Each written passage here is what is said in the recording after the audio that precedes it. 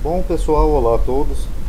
Esse vídeo é um vídeo que eu ia fazer para membros, né, de Daniel. Eu vou falar sobre o capítulo 11, que é um capítulo Seleucida de Daniel. E para vocês entenderem também, né, aquilo que eu falei que Daniel foi escrito depois, profecias. Mas como eu já postei alguns vídeos aqui no canal que eu tinha feito para membros de Daniel, e eu já tinha outros vídeos de Daniel no canal, então eu vou deixar público aqui o vídeo, tá pessoal? Só que talvez eu vou ter que fazer dois vídeos, porque o texto aqui ficou um pouco grande. Esse texto não é meu, que eu tive que dar uma pesquisada e uma editada, tá? Para transmitir as informações do período Seleucida para vocês. E só mais um adendo aqui também, pessoal. Eu já tenho uma playlist aqui sobre Daniel, tá? E tem um rapaz que falou aí para mim nos comentários fazer um vídeo sobre Miguel. Eu já falei bastante de Daniel, das semanas de Daniel, os dois Messias, quando começa as 70 semanas, quem que é o Miguel em Daniel, o Anticristo, né, um dos mais recentes que eu fiz ali, né, que destruiria o templo, o chifre pequeno de Daniel, a outra abominação da desolação, a composição de Daniel e agora esse que eu postei ontem, né, do escrito da parede que era para membros, tá? Então esse vídeo vai ser muito bom para quem gosta de teologia e história do período Seleucidas, até porque os cristãos sabem pouco desse período, mas eu acho que eu vou ter que dividir em duas partes, tá?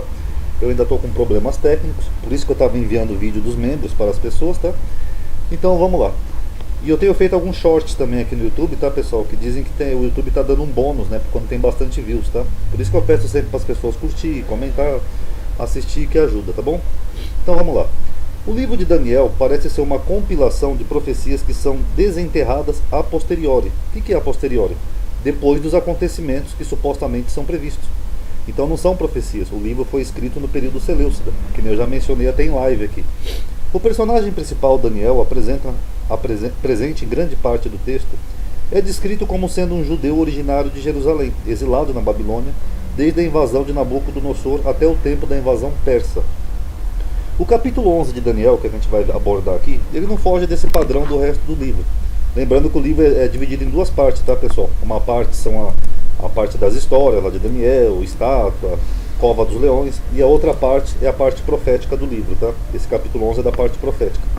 O autor desse texto parece querer dar a ilusão de que se trata de uma profecia antiga do tempo do rei Dário I, mas na versão Septuaginta do livro de Daniel, a referência é ao reinado de Ciro, que foi o antecessor de Dário. Uma clara fraude, pois quase que certamente terá sido escrito por volta do tempo do rei Seleucida Antíoco Epifânio, que eu já mencionei aqui, as bíblias de estudo mencionam, qualquer teólogo sério sabe disso. Ou mais tarde, talvez, depois dos acontecimentos que descreve. O detalhe e precisão das profecias aumenta à medida que se aproxima do tempo do rei Epifânio. Vamos analisar. No capítulo anterior, que é o capítulo 10, o autor descreve como foi visitado por um ser sobrenatural, um anjo poderoso. Esse anjo propõe-se a falar-lhe sobre o futuro a partir do reinado de Ciro, da Pérsia. No resto do livro de Daniel, o autor demonstra não ter uma boa compreensão dos reis babilônicos e persa, mas definitivamente tem algum conhecimento sobre o Império Seleucida, e a sua descrição dos reis Antíoco II até Antíoco Epifânio é bastante sólida, tá? Então vamos analisar primeiro aqui, ó, 4 reis persas, Daniel 11:2. Agora, pois, vou lhe dar-lhe a conhecer a verdade. Outros 3 reis aparecerão aonde? Na Pérsia. Então ele está falando de reis da Pérsia.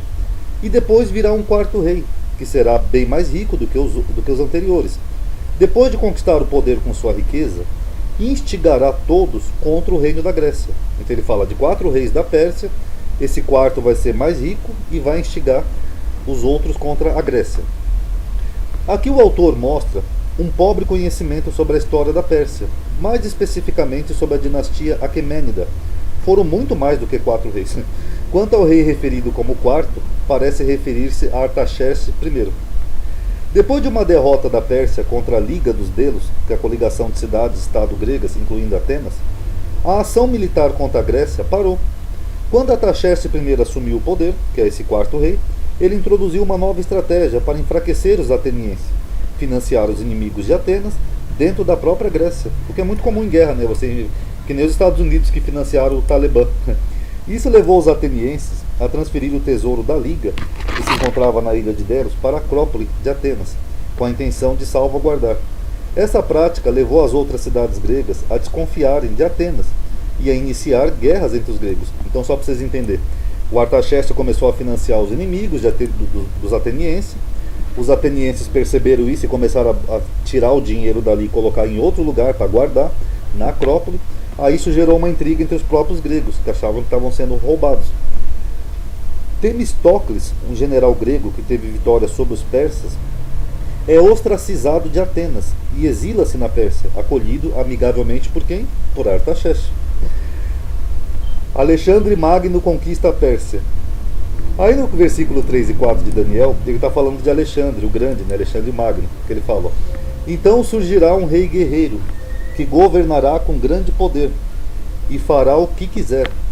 Logo depois de estabelecido, o seu império se desfará e será repartido para os 4 ventos do céu. Ou seja, o império dele ia ser curto e ia ser dividido em 4. Não passará para os seus descendentes. Ou seja, ele não teria descendente. Ele ia passar para os seus generais. E o império não será poderoso como antes, pois será desarraigado e entregue a outros. O texto salta, né, de 100 anos, né, de domínio persas após Artaxerxes, que ele estava falando lá da Pérsia, aí ele dá um salto e vem falar lá do período grego, passando para a parte em que Alexandre o Grande esmaga os persas.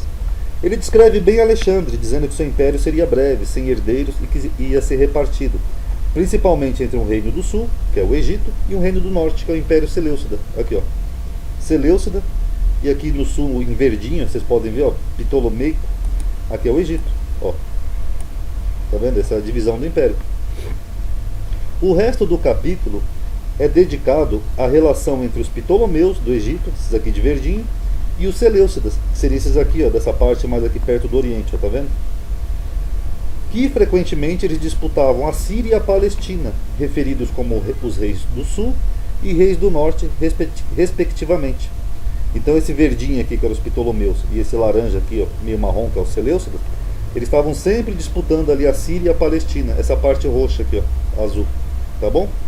Com a morte de Alexandre em 323, o império conquistado foi dividido entre seus principais generais, entre os quais, todo mundo sabe os generais, né? Ptolomeu, Seleucida, Antíoco, enfim.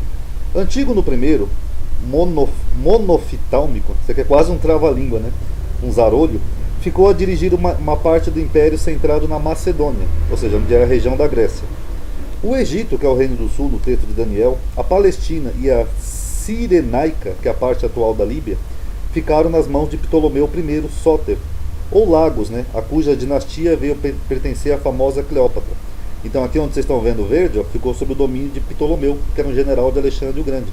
E é desse Ptolomeu Sóter de que veio a famosa Cleópatra, tá? A rainha do Egito. Os territórios da Ásia ficaram sob o domínio de Seleuco I Nicator, o fundador da dinastia Seleucida, que é o reino do norte no texto de Daniel. Aí posteriormente, por volta de 203, os Seleucidas tomaram a Palestina ao reino Ptolomaico, tá bom? Então esse é o primeiro vídeo. Vamos para o próximo. Tá? Eu tenho que fazer assim mais curtos, pessoal, porque senão eu não vou conseguir renderizar, tá? Perdoem aí, são problemas técnicos. Vamos para o próximo.